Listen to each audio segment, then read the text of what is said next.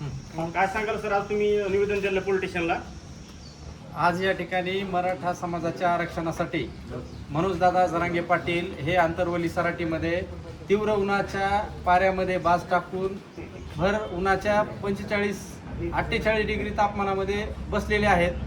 त्या अनुषंगाने आज सिरसाळा पोलीस स्टेशनला आपण सकल मराठा समाजाच्या वतीनं या सिरसाळा परिसरातील सर्व ग्रामस्थांच्या वतीनं एक निवेदन या ठिकाणी दिलेलं आहे की बाबा महाराष्ट्र सरकारने जो मुंबईला आंदोलन केलं त्याच्यामध्ये शासनाने आपल्याला मराठा समाजाला आरक्षणाचा GR काढलेला आहे, परंतु खालच्या पातळीवर त्या GRची कुठलीच अंमलबजावणी होत नाही.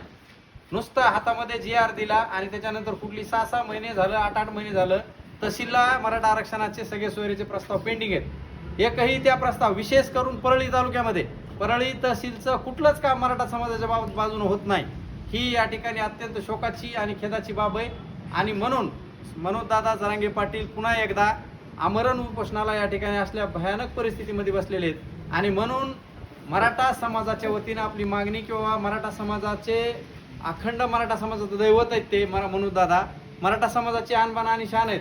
ते अशा परिस्थितीमध्ये जर बसत असतील तर ही गोष्ट अतिशय चुकीची. शासनानं लवकरात लवकर याची दखल घ्यावी म्हणून आज पोलीस स्टेशनला या ठिकाणी निवेदन दिले. सरकारने याची काळजी घ्यावी आणि लवकरात लवकर जो काय शासनानं GR काढलेला सगळे सोयऱ्याचा त्याची अंमलबजावणी करावी एवढीच मागणी या ठिकाणी आपली मराठा समाजाची आहे. जर सरकारनं जर दादाच्या आंदोलनाची दखल नाही घेतली तर पुढे तुमची दिशा काय असणार? आतापर्यंत आपण लोकशाही मार्गाने खूप आंदोलन केलेले आहेत, परंतु जर या ठिकाणी जर मनोजदादांचं बरं वाईट काय झालं तर यावेळेस सरकारला सगळ्या गोष्टी अवघड जात्यात एवढंच या ठिकाणी सांगतो. कारण तीव्र आंदोलन समाज या ठिकाणी केल्याशिवाय राहणार नाही.